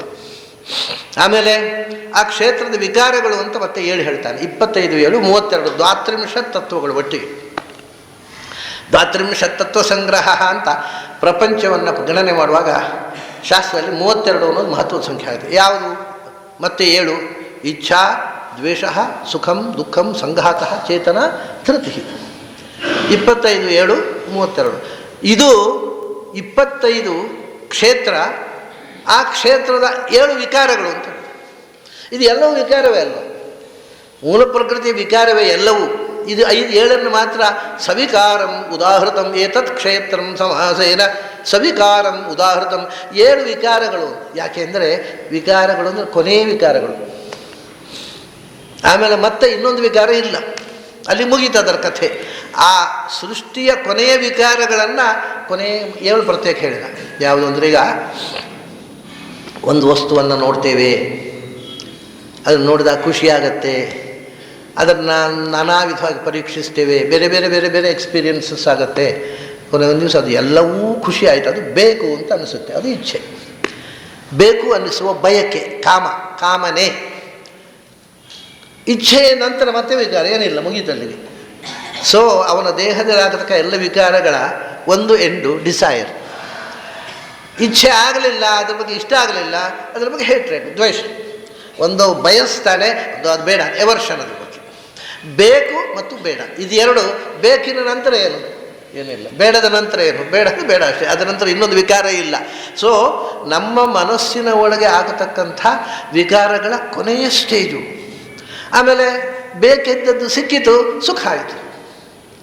ಸುಖ ಆದಮೇಲೆ ಏನು, ಮತ್ತೇನಿಲ್ಲ, ಅದು ಎಂಡು. ಸಿಗಲಿಲ್ಲ ಅಥವಾ ಬೇಡವಾ ಸಿಕ್ಕಿದ್ದು, ದುಃಖ ಆಯಿತು. ಆಮೇಲೆ ಏನು, ಅದು ಎಂಡು. ದುಃಖದಿಂದ ಇನ್ನೊಂದೇನೂ ಆಗೋದಿಲ್ಲ, ಸುಖದಿಂದ. ಸೊ ವಿಕಾರಗಳಲ್ಲಿ ಕೊನೆಯದ್ದು ಇಚ್ಛಾ ದ್ವೇಷ ಸುಖ ದುಃಖ. ಇದೆಲ್ಲ ಆಗುವುದು ಯಾವುದರಿಂದ? ಸಂಘಾತ, ಪಿಂಡಾಂಡ, ಈ ಶರೀರ. ಇದು ಅಷ್ಟೇ, ಪಂಚಭೂತಗಳ ನಾನಾ ರೂಪ ಆಗಿ ಕೊನೆಯದಾಗಿ ರೂಪುಗೊಂಡದ್ದು ದೇಹ. ಅದರ ನಂತರ ಅಗ್ನಿ ಪ್ರವೇಶ ಅಷ್ಟೇ, ಬೇರೆ ಏನು ವಿಕಾರ ಮುಂದುವರಿಕೆ ಇಲ್ಲ. ಸಂಘಾತ. ಆಮೇಲೆ ಚೇತನ. ಈ ಸುಖ ದುಃಖಗಳು, ಇಚ್ಛೆಗಳು, ದ್ವೇಷಗಳು, ಅದು ಸಾವಿರ ಜನ್ಮಗಳಲ್ಲಿ ಹರಿದು ಬಂದು ನಮಗೆ ಆದಂಥ ಸುಖ ದುಃಖ ಇಚ್ಛಾ ದ್ವೇಷಗಳಿದ್ದಾವಲ್ಲ, ಇದರದ್ದು ನೆನಪು, ರೆಕಾರ್ಡಿಂಗ್ ಒಳಗೆ ಕ್ಯಾಸೆಟ್ನಲ್ಲಿ ರೆಕಾರ್ಡೆಡ್ ಆಗಿರ್ತಕ್ಕಂಥದ್ದು ಉಂಟಲ್ವ, ಅದು ಚೇತನ. ನೋಡಿ, ಸ್ಮರಣೆ ಮನಸ್ಸು ಬುದ್ಧಿಯಾಗಿ ಪರಿಣಮಿಸುತ್ತೆ, ಬುದ್ಧಿ ಅಹಂಕಾರವಾಗಿ ರೂಪುಗೊಳ್ಳುತ್ತೆ, ಅಹಂಕಾರ ಚಿತ್ತವಾಗಿ ಸ್ಮರಣಶಕ್ತಿಯಾಗಿ, ಸ್ಮರಣಶಕ್ತಿ ಕೊನೆಗೆ ಎಲ್ಲ ಸ್ಮರಣೆಗಳ ದಾಖಲಾಗಿ ಅದರ ಮೇಲೆ ಮತ್ತೆ ವಿಕಾರ ಇಲ್ಲ. ಅದರಿಂದ ವಿಕಾರದ ಕೊನೆಯ ಸ್ಟೇಜು ಚೇತನ, ಅಂದರೆ ಎಲ್ಲ ನೆನಪುಗಳ ಸ್ಟೋರೇಜ್. ನಾವು ಎಷ್ಟು ಜನ್ಮಗಳನ್ನು ಪಡೆದು ಬಂದಿದ್ದೇವೆ ಆ ಎಲ್ಲ ನೆನಪು ಒಳಗಿದೆ. ಇದೆಲ್ಲ ಆದಂಥ ಸುಖ ದುಃಖ ದ್ವೇಷ ಇನ್ನೂ ಒಂದು ಫ್ಯೂಚರ್ನಲ್ಲಿ ಜೀವನದಲ್ಲಿ ಏನೇ ಬರಲಿ ಅದನ್ನು ಎದುರಿಸುವಂಥ ಆತ್ಮವಿಶ್ವಾಸ, ಧೃತಿ, ಅದೊಂದು. ಇಷ್ಟು ವಿಕಾರಗಳು. ಹಾಗಾದರೆ 25 ವಿಕಾರಗಳು. ಆ ವಿಕಾರದಲ್ಲಿ ಕೊನೆಗೆ ಮಾನಸಿಕವಾಗಿ ರೂಪುಗೊಳ್ಳುವ ಕೊನೆಯ 7 ಸ್ಟೇಜ್ಗಳು, 25, 7, 32. ಇದಿಷ್ಟೇ ಕ್ಷೇತ್ರ ಅಂತ ಹಿಂದೆ ಹೇಳಿಬಿಟ್ಟಿದ್ದಾನೆ. ಈಗ ಇದು ಸಮಸ್ತ ಚೇತನಾತ್ಮಕ ಆಗಬೇಕೀಗ. ಹೇಗೆ ಅಂದರೆ ಇದರಲ್ಲಿ ಇಷ್ಟು ತತ್ವಗಳಿವೆಯಲ್ಲ 32, ಈ ತತ್ವಗಳ ಅಭಿಮಾನಿ ದೇವತೆಗಳನ್ನು ಸೇರಿಸಿಬಿಟ್ರೆ ಲಕ್ಷ್ಮೀ ದೇವಿಯಿಂದ ಹಿಡಿದು ಸಮಸ್ತ ಜೀವರು ಸಮಸ್ತ ಜಡವೂ ಒಂದು. ಯಾವ ಬ್ಯೂಟಿ! ಕೃಷ್ಣ ಹೇಳ್ತಾನೆ, ಕ್ಷೇತ್ರದಲ್ಲಿ ಎಲ್ಲ ಸೇರಿ ಹೋಯಿತು. ಹೇಗಪ್ಪ ಅದನ್ನು ಹೇಗೆ ನಾವು ಗ್ರಹಿಸಬೇಕು? ಮೊದಲು ಪ್ರಕೃತಿ ಅವ್ಯಕ್ತಂ, ಮೊಟ್ಟ ಮೊದಲು ಯಾವತ್ತೂ ಇದೆಲ್ಲವೂ ಸಂಜಾಯತೆಯಿಂದ ಅಂದರೆ ವ್ಯಕ್ತವಾದ ರೂಪವನ್ನು ಪಡೆಯೋದು. ಆದರೆ ವ್ಯಕ್ತವಾದ ರೂಪವನ್ನು ಪಡೆಯದೇ ಇರತಕ್ಕಂಥವಳು ಲಕ್ಷ್ಮಿ ಒಬ್ಬಳೆ, ಅವಳು ಅವ್ಯಕ್ತ. ಸೊ ಮೊಟ್ಟ ಮೊದಲ ಕ್ಷೇತ್ರದ ಮೊಟ್ಟ ಮೊದಲ ವಸ್ತು ಅಂದರೆ ಅವ್ಯಕ್ತ ತತ್ವದ ಅಭಿಮಾನಿ ದೇವತೆಯಾದಂಥ ಲಕ್ಷ್ಮಿ. ಅದರ ನಂತರ ಅದರಿಂದ ಮೊದಲನೆಯ ವಿಕಾರ ಅಂದರೆ ಏನು? ಅವೇರ್ನೆಸ್ ಆಫ್ ದ ಸೆಲ್ಫ್, ಆತ್ಮದ ಅರಿವು ಬಂತು ಜೀವಕ್ಕೆ. ಅದೇ ಮಹತ್ತತ್ವ, ಅದೇ ಚಿತ್ತ. ಅವ್ಯಕ್ತ ಅಂದರೆ ಚೇತನ, ಚಿತ್ತ ಚತುರ್ಮುಖ. ಮಹತ್ತತ್ವ ಬ್ರಹ್ಮಾಂಡದಲ್ಲಿ, ಪಿಂಡಾಂಡದಲ್ಲಿ ಚಿತ್ತ, ನೆನಪು. ಸೃಷ್ಟಿಯ ಆರಂಭದಲ್ಲಿ ತನ್ನ ಇರವಿನ ನೆನಪು ಬರುತ್ತಲ್ಲ ಜೀವನಿಗೆ, ಅದೇ ಮಹತ್ತತ್ವ. ಅದೇ ಒಳಗಿನಿಂದ ನಮಗೆ ಬರತಕ್ಕಂಥ ಸ್ಮರಣಶಕ್ತಿ ಚಿತ್ತ. ಇಲ್ಲಿ ಚಿತ್ತ, ಅಲ್ಲಿ ಮಹತ್ತತ್ವ. ಅದರ ಅಭಿಮಾನಿ ದೇವತೆ ಚತುರ್ಮುಖ, ಅವ್ಯಕ್ತ ಲಕ್ಷ್ಮಿ, ಮಹತ್ತತ್ವ ಚತುರ್ಮುಖ. ಆ ಮಹತ್ತತ್ವ ಆದ ಮೇಲೆ ಆ ಅಭಿವ್ಯಕ್ತಿ ಬಂತು, ನನ್ನ ಇರವಿನ ಅರಿವು ಬಂತು. ಆಮೇಲೆ ನಾನೇನೇನೋ ಮಾಡಲಿಕ್ಕೆ ಶುರು ಮಾಡ್ತೇನೆ. ಕೆಲಸ ಮಾಡುವುದು ಭಗವಂತನ ಪ್ರೇರಣೆಯಿಂದ, ಭಗವತೋ ಬಲೇನ ಭಗವತೋ ವೀರ್ಯೇಣ ಭಗವತಸ್ತೇಜಸ. ಅವನೇ ಒಳಕೂತು ಅವನೇ ಪ್ರೇರಣೆ ಮಾಡಿ ಅವನೇ ಮಾಡಿಸಿದರೂ ನಾನೇ ಮಾಡೋದು ಅನ್ನೋ ಒಂದು ಅಹಂಕಾರ ಶುರುವಾಗುತ್ತೆ. ಅದು ನೆಕ್ಸ್ಟ್ ತನ್ನ ಅರಿವು ಬಂದ ಮೇಲೆ ನಾನು ಮಾಡ್ತೇನೆ, ಅದು ಅಹಂಕ್ರಿಯ. ನಾನು ಮಾಡ್ತಾ ಇರೋದು, ದೇವರಿವರಲ್ಲ ನಾನೇ ಅನ್ನುವ ಅಹಂ ಮತಿಹಿ, ನಾನು ಮಾಡ್ತಾ ಇದ್ದೇನೆ ಅನ್ನುವ ಭ್ರಮೆ ನಮಗೆ ಬರುತ್ತಲ್ಲ, ಅದೇ ಅಹಂಕಾರ ತತ್ವ. ಅದರ ದೇವರು, ಅದರ ಅಭಿಮಾನಿ ದೇವತೆ ಶಿವ. ಹಾಗಾಯಿತು, ಬ್ರಹ್ಮ ಆಯಿತು, ಲಕ್ಷ್ಮಿ, ಅಲ್ಲಿಂದ ಮಹತ್ತತ್ವ, ಅಲ್ಲಿಂದ ಅಹಂಕಾರ ತತ್ವ, ಶಿವ ಆವಿರ್ಭಾವ ಆಯಿತು. ಪ್ರಪಂಚದಲ್ಲಿ ಕ್ಷೇತ್ರದಲ್ಲಿ ಇವರೆಲ್ಲ ಸೇರಿದರು, ಈ ಚೇತನಗಳು. ಆಮೇಲೆ ಬುದ್ಧಿ ನಾನು ಮಾಡ್ತಾ ಇದ್ದೇನೆ, ಮಾಡಬೇಕಾದ್ರೆ ಯಾವ್ದು ಮಾಡಬೇಕು ಯಾವ್ದು ಮಾಡಬಾರ್ದು ಅಂತ ವಿಶ್ಲೇಷಣೆ ಮಾಡ್ತಕ್ಕಂಥ ಇಂಟೆಲಿಜೆನ್ಸ್ ಅದು ಬಂತು. ಬುದ್ಧಿಯ ದೇವತೆ ಯಾರು? ನಮಗೆ ವಿಜ್ಞಾನ ಕೊಟ್ಟವಳು ಪಾರ್ವತಿ. ಶಿವ ಪಾರ್ವತಿಯರು ಬಂದರು. ಆಮೇಲೆ ಮನಸ್ಸು ಬುದ್ಧಿ ಅಹಂಕಾರ ಚಿತ್ತ ಚೇತನ. ಮನಸ್ಸಿನ ದೇವತೆ ಶಿವಪಾರ್ವತಿಯರ ಮಗನಾದ ಸ್ಕಂದ ಸುಬ್ರಹ್ಮಣ್ಯ ಮತ್ತು ಇಂದ್ರ. ಇವರು ಇಬ್ಬರು ಸಮಾನ ಸ್ಕಂದೇಂದ್ರವು ತತ್ಸುತವು. ಅದರಲ್ಲಿ ಒಬ್ಬ ಶಿವಪಾರ್ವತಿಯರ ಮಗ, ಮತ್ತೊಬ್ಬನೂ ಕೂಡ ಒಂದು ದೃಷ್ಟಿಯಿಂದ ಶಿವನಿಂದ ಸೃಷ್ಟನಾದವ ಇಂದ್ರ. ಅದರಿಂದ ಇಂದ್ರ ಪಾರ್ವತಿಯರ ಮಕ್ಕಳಿಬ್ಬರು, ಶಿವಪಾರ್ವತಿಯರ ಮಕ್ಕಳಿಬ್ಬರು ಇಂದ್ರ ಮತ್ತು ಸ್ಕಂದ. ಮುಖ್ಯವಾಗಿ ಸ್ಕಂದ. ಇಂದ್ರನಿಗೆ ಪಾರ್ವತಿ ಗುರು, ಶಿವ ತಂದೆ. ಶಿವನಿಂದ ಕೊನೆಯದಾಗಿ ದೇವತೆಗಳ ಸೃಷ್ಟಿಯಾದಾಗ ಹುಟ್ಟಿದವ ಇಂದ್ರ. ಸರಿ, ಸ್ಕಂದ ಇಂದ್ರರು ಮನಸ್ಸಿನ ಅಭಿಮಾನಿಗಳಾದರು. ಆಮೇಲೆ 5 ಜ್ಞಾನೇಂದ್ರಿಯಗಳು.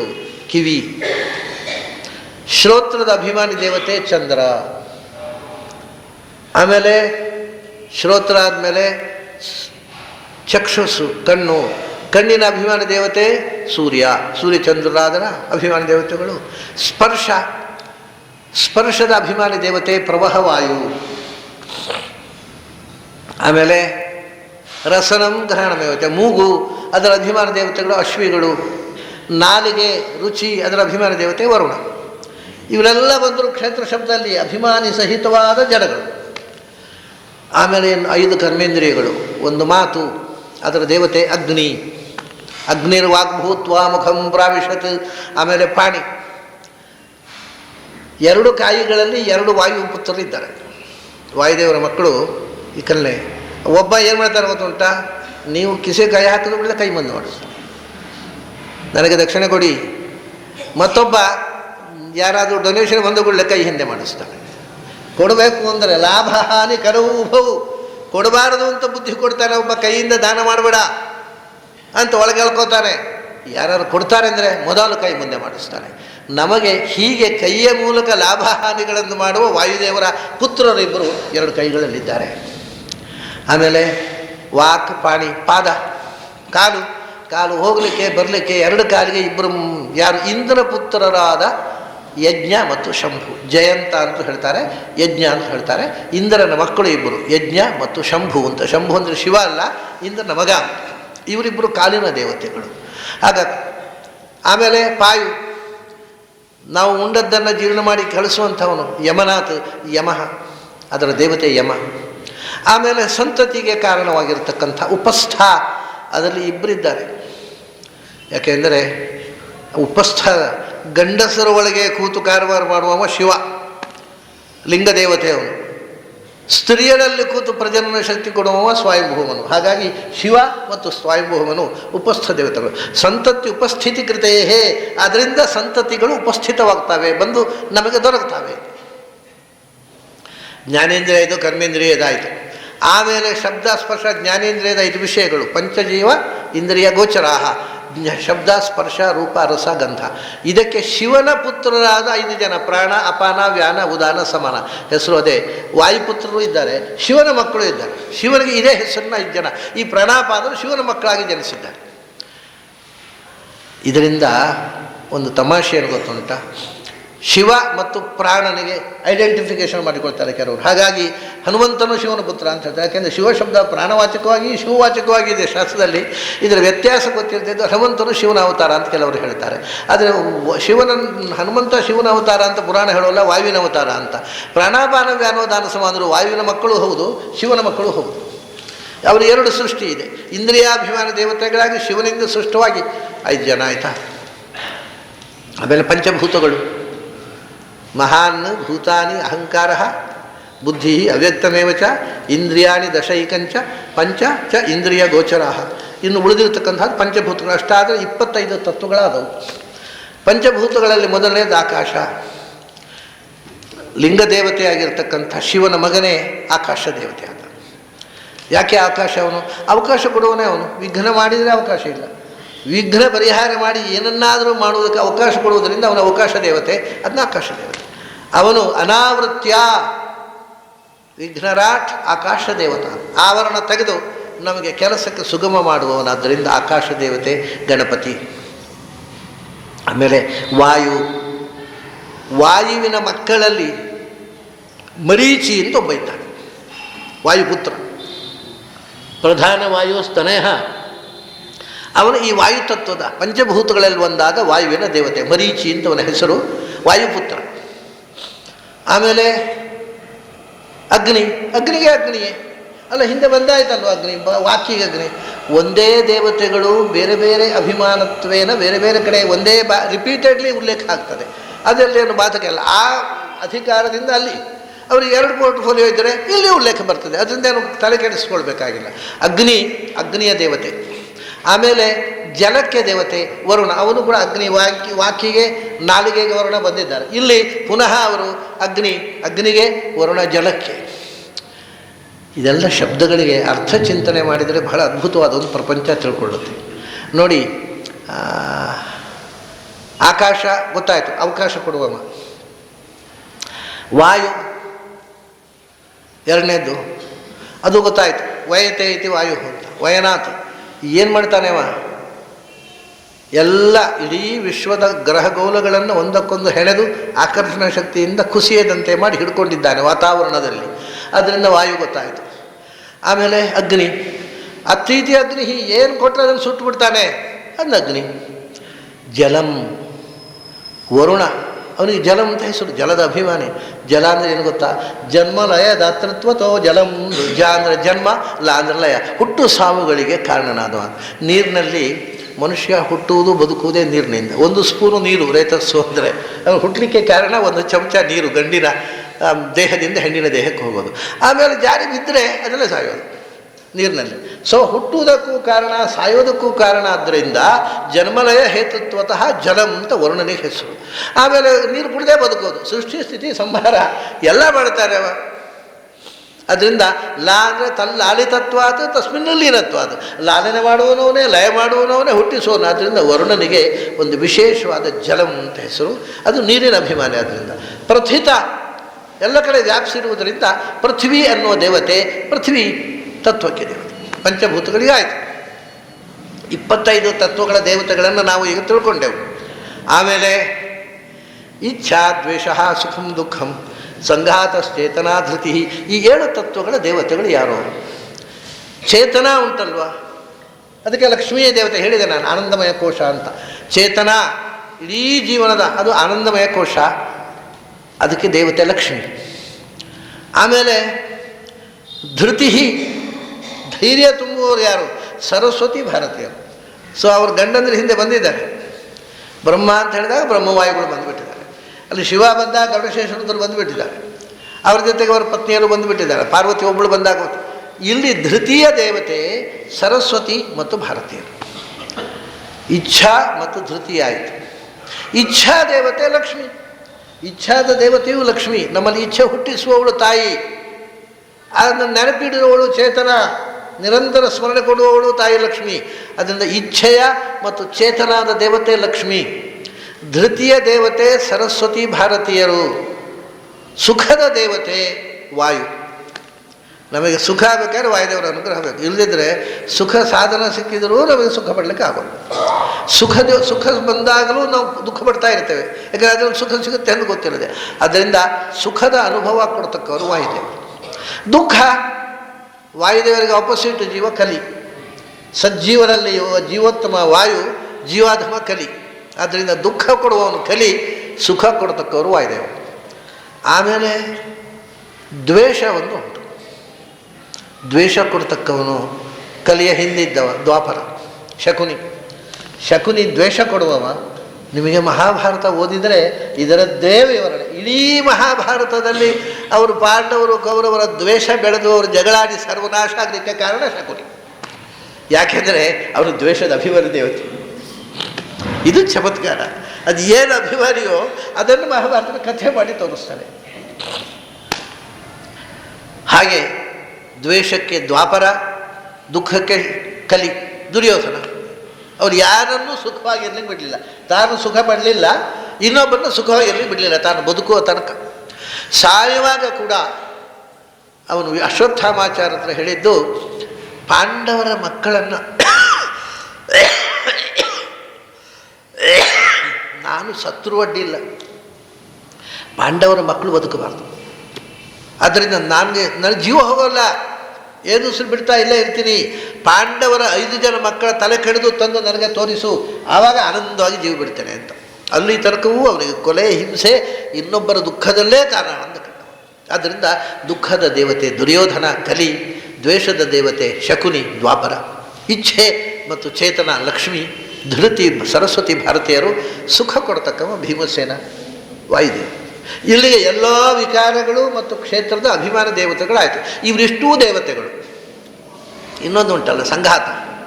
ಸಂಘಾತ ಅಂದರೆ ಶರೀರ. ಈ ಶರೀರದ ಒಳಗಿರತಕ್ಕಂಥ ಅನಂತ ಜೀವರು ಆ ಶರೀರದ ಅಭಿಮಾನಿಗಳು. ಹಾಗಾಗಿ ಕೋಟಿ ಕೋಟಿ ಸಮಸ್ತ ಜೀವರು ಕೂಡ ಕ್ಷೇತ್ರ ಶಬ್ದದಲ್ಲಿ ಸೇರಿದರು. ಅವರಿಂದ ಅಭಿಮನ್ಯವರಾಗಿರತಕ್ಕ ಸಮಸ್ತ ಜಡವೂ ಸೇರಿತು. ಈ ಜೀವಜಡಾತ್ಮಕವಾದ ಅನಂತ ಪ್ರಪಂಚವನ್ನು ಅರಿತು ನಿಯಂತ್ರಿಸುವವನು ಕ್ಷೇತ್ರಜ್ಞ ನಾರಾಯಣ. ಇನ್ನು ಏನಾದರೂ ತಿಳ್ಕೊಳ್ಳಿಕ್ಕುಂಟ ವಿಷಯ ಬಾಕಿ. ಕೃಷ್ಣ ಹೇಳ್ತಾನೆ, ಏನೂ ಬಿಡೋಲ್ಲ, ಪೂರ್ತಿ ಹೇಳಿಬಿಡ್ತಾನೆ. ನಮಗೆ ಅದರ ಏಕದೇಶ ತಿಳಿದರೂ ಜನ್ಮ ಉದ್ಧಾರ. ಹೀಗೆ ಸಮಸ್ತ ತತ್ವಗಳು, ಸಮಸ್ತ ತತ್ವಾಭಿಮಾನಿ ದೇವತೆಗಳು, ಇದೆಲ್ಲ ಒಟ್ಟಿಗೆ ಕ್ಷೇತ್ರ. ಯಾಕೆಂದರೆ ಭಗವಂತನ ಆವಾಸ ಸ್ಥಾನ. ಆ ಕ್ಷೇತ್ರವನ್ನು ಪೂರ್ಣ ಬಲ್ಲವನು ಕ್ಷೇತ್ರ ಅಲ್ಲ ಕ್ಷೇತ್ರಜ್ಞ. ನಾವು ಕ್ಷೇತ್ರಸ್ಥರು ಅಷ್ಟೇ, ಕ್ಷೇತ್ರಜ್ಞರಲ್ಲ. ಈ ದೇಹದಲ್ಲಿ ಇದ್ದೇವೆ, ಒಳಗೇನಿದೆ ಅಂತ ಗೊತ್ತಿಲ್ಲ, ಹೊರಗೇನಿದೆ ಅಂತ ಗೊತ್ತಿಲ್ಲ. ಎಲ್ಲವನ್ನು ಒಳಗು ಹೊರಗು ಅಂತರ್ಬಹಿಷ್ಯ ತತ್ಸರ್ವಂ ವ್ಯಾಪ್ಯ ಸ್ಥಿತ ಕ್ಷೇತ್ರಜ್ಞ ನಾರಾಯಣ ಸ್ಥಿತ. ಆದ್ದರಿಂದ ಲಕ್ಷ್ಮೀನಾರಾಯಣರ ಸಮಾಗಮದಿಂದ ಈ ಇಷ್ಟು ದೇವತೆಗಳಿಂದ ಅಭಿಮನ್ಯವಾದ ಸಮಸ್ತ ವಿಶ್ವ ಸೃಷ್ಟಿಯಾಗಿದೆ. ಇದರ ಮೂಲ ಶಕ್ತಿಯಾಗಿರುವಂಥದ್ದು ಎರಡು ಮಹಾತತ್ವಗಳು ಪ್ರಪಂಚದಲ್ಲಿ ಎಂದೂ ಸೃಷ್ಟಿಯಾಗದ, ಎಂದೂ ನಮಗೆ ವ್ಯಕ್ತವಾಗಿ ಗೋಚರವಾಗದ. ಉಳಿದದ್ದೆಲ್ಲ ಜೀವಾದಿಗಳಿಗೆ ವ್ಯಕ್ತಿ ಇದೆ, ಅಭಿವ್ಯಕ್ತಿ ಇದೆ ಜನನ ಅಂದರೆ. ಆದ್ದರಿಂದ ಸಮಸ್ತವನ್ನು ಸೃಷ್ಟಿ ಮಾಡಿದಂಥ ಲಕ್ಷ್ಮೀನಾರಾಯಣರು, ಅವರಿಂದ ಸೃಷ್ಟವಾದ ಈ ಇಡೀ ಪ್ರಪಂಚ ಅಭಿಮಾನ ದೇವತೆಗಳ ಸಹಿತ ತಿಳ್ಕೊಂಡ್ರೆ ಅವನು ಭರತ ಸಪ್ತಮ, ಅವನು ಭರತ ಋಷಭ. ಭಗವಂತನಲ್ಲಿ ರತರಾದವರಿಗೆ ಮಾತ್ರ ಇದು ಈ ತರತಮ ಭಾವದಿಂದ ಉಪಾಸನೆ ಸಿದ್ಧಿಯಾಗತ್ತೆ. ಇಲ್ಲದೇ ಇದ್ದರೆ ಏನು ತಿಳ್ಕೊಂಡ್ರು ಒಂದೇ, ಯಾಕಂದರೆ ಎಲ್ಲ ಒಂದೇ. ಆಗ ತಿಳ್ಕೊಂಡ್ರು ಸರಿ, ಹೀಗೆ ತಿಳ್ಕೊಂಡ್ರು ಸರಿ, ಏನು ತಿಳ್ಕೊಂಡ್ರು ಒಂದೇ. ಯಾಕಂದರೆ every road leads to Rome. ಆಗೋದ್ರು ರೋಮಿಗೆ ಹೋಗೋದು, ಈ ರೋಡ್ ರೋಮಿಗೆ ಹೋಗೋಲ್ಲ. You will be always roaming ಅಷ್ಟೇ. ನೀವು ಯಾವುದೋ ದಾರಿಯಲ್ಲಿ ಹೋದರೆ you will be always roaming, you never reach Rome. ಹಾಗೆ ಶಾಸ್ತ್ರಕಾರ ಹೇಳ್ತಾರೆ, ನೀನು ಸುಮ್ಮನೆ ಕಾಲು ಸುತ್ತು ಮಾಡ್ಕೋಬೇಡ, ಸರಿಯಾದ ದಾರಿ ಹಿಡಿದು ಭಗವಂತನನ್ನು ಪಡೆ ಅನ್ನುವಂಥ ಚಿಂತನೆ ಜೊತೆಗೆ ನನಗೆ ಇವತ್ತು ಭಯ ಇತ್ತು. ಯಾಕೆಂದರೆ ನನಗೆ ಜ್ವರ ಬರ್ತಾ ಇತ್ತು. ಅದು ಭಗವದ್ಗೀತೆ ಹೇಳಿ ಶಿವಮೊಗ್ಗದ ಕೂಡ ಗುಣ ಹೋಯ್ತು. ಆಮೇಲೆ ಜ್ವರದ ನೆನಪೇ ಇಲ್ಲ, ಈಗ ನೆನಪಾದ್ದು ಮುಕ್ತಾಯ ಮಾಡಲಿಕ್ಕೆ. ಜ್ವರ ಇತ್ತಲ್ವ ನನಗೆ ಅಂತ ಈಗ ನೆನಪು ಕೊಟ್ಟ ಭಗವಂತ. ಅದಕ್ಕೆ ಹೇಳೋದು ವೈದ್ಯೋ ನಾರಾಯಣ ಹರಿ. ನಾವೇನು ಮಾಡಲಿಕ್ಕೆ ಉಂಟು? ಅವನು ಬೇಕು ಅಂದರೆ ಔಷಧ ಕೊಡ್ತಾರೆ, ಜ್ವರ ಕೊಡ್ತಾರೆ, ಅವರೇ ಗುಣ ಮಾಡ್ತಾರೆ. ನಾವ್ಯಾಕೆ ತಲೆ ಕೆಡಿಸ್ಕೊಳ್ಬೇಕು? ಹೀಗೆ ಭಗವಂತನ ಅನಂತ ಚಿಂತನೆಯನ್ನು ಒಂದು ಪುಟ್ಟ ಶ್ಲೋಕದಲ್ಲಿ ಕೃಷ್ಣ ಹೇಳಿಬಿಟ್ಟ. ಇದು ಯಶೋದೆಗೆ ಪುಟ್ಟ ಬಾಯಲ್ಲಿ ಇಡೀ ವಿಶ್ವ ತೋರಿಸಲಿಲ್ವ ಕೃಷ್ಣ? ಹಾಗೆ ಇದು ನಮಗೆ ವಿಶ್ವರೂಪ ದರ್ಶನ ಮಾಡಿಸಿದ ಈ ಪುಟ್ಟ ಶ್ಲೋಕದಲ್ಲಿ ಅಂಥ ವಿಶ್ವರೂಪಿಯಾದ ಭಗವಂತನ ಕೊಡುಗೆಯನ್ನು ಕಿಂಚಿತ್ತಾದರೂ ಅನುಸಂಧಾನ ಮಾಡಿ ನಮ್ಮ ಜನ್ಮವನ್ನು ಸಾರ್ಥಕಪಡಿಸಿಕೊಳ್ಳೋಣ ಅಂತ ಹಾರೈಸ್ತಾ ಇವತ್ತಿನ ಗೀತಾ ಚಿಂತನವನ್ನು ಮುಗಿಸ್ತಾ ಇದ್ದೇನೆ. ತಮಗೆಲ್ಲ ಅಭಿನಂದನೆಗಳು ಮತ್ತು ಅಭಿವಂದನೆಗಳು.